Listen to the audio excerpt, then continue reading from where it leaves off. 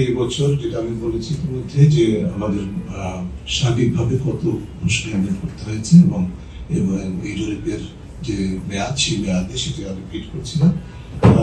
আমরা যেটা বলতে চাই সেটা হচ্ছে যে খাতগুলোতে সবচেয়ে বেশি দুর্নীতি নিয়ন্ত্রণের এখতিয়ার এবং দায়িত্ব, সেই খাতগুলো যখন দুর্নীতিতে নিমজ্জিত থাকে তখন মানুষের হতাশা যে প্রতিষ্ঠ হয়, একইভাবে দুর্নীতির প্রাতিষ্ঠানিক কারণ হয়ে থাকে।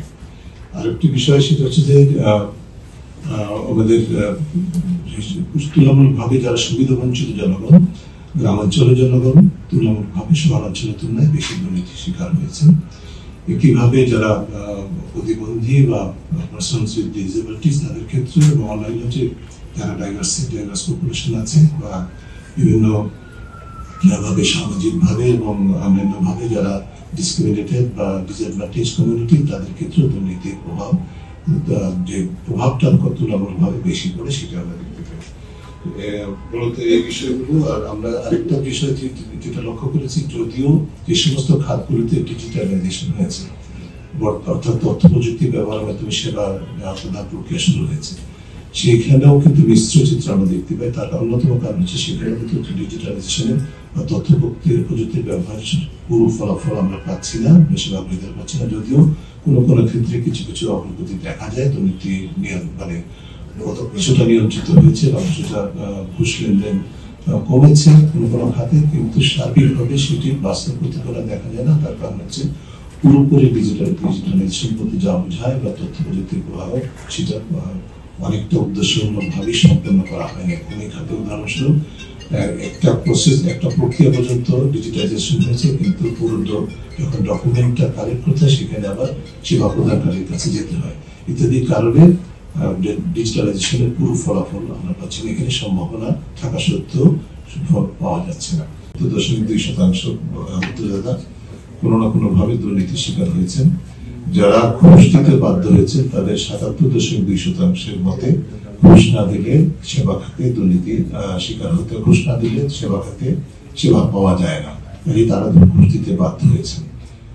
আমাদের হিসাব মতে যেটা দেখা যাচ্ছে যে বাংলাদেশে 2009 থেকে 2024 পর্যন্ত 24 এপ্রিল পর্যন্ত সেবা খাতে যে দুর্নীতি ঘুষ লেনদেন হয়েছে বা সেবা গ্রহীতারা যে অর্থ ঘুষ হিসাবে দিতে বাধ্য হয়েছে তার পরিমাণ হয়েছে প্রাকলিত পরিমাণ 1,46,252 কোটি টাকা।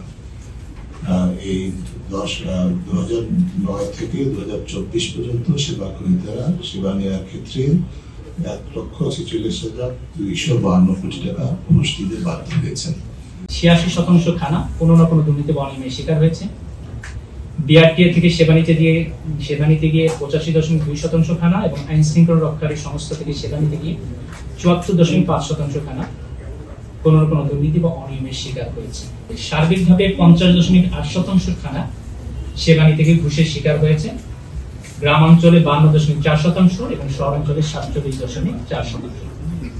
সবচেয়ে বেশি ঘুষের শিকার হয়েছে পাসপোর্ট থেকে সেবা নিতে গিয়ে 74.8% খানা, বিআরটিএ থেকে সেবা নিতে গিয়ে 71.9% খানা এবং আইন শৃঙ্খলা রক্ষাকারী সংস্থা থেকে সেবা নিতে গিয়ে 58.3% খানা ঘুষের শিকার হয়েছে।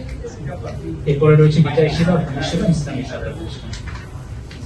যেসব খানা ঘুষের শিকার হয়েছে অর্থাৎ ঘুষ দিতে হয়েছে বা বাধ্য হয়েছেন সেসব খানা গড়ে এক বছরে 5,680 টাকা ঘুষ দিয়েছেন সার্বিকভাবে।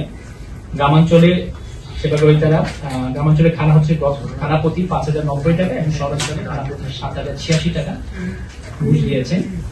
বিচারিক সেবা হতে সেবা নিতে গিয়ে গড়ে 30,972 টাকা, ভূমি সেবা হতে সেবা নিতে গিয়ে 11,776 টাকা এবং ব্যাংকিং থেকে সেবা নিতে গিয়ে 6,681 টাকা গড়ে ঘুষ প্রদান করতে হয়েছে।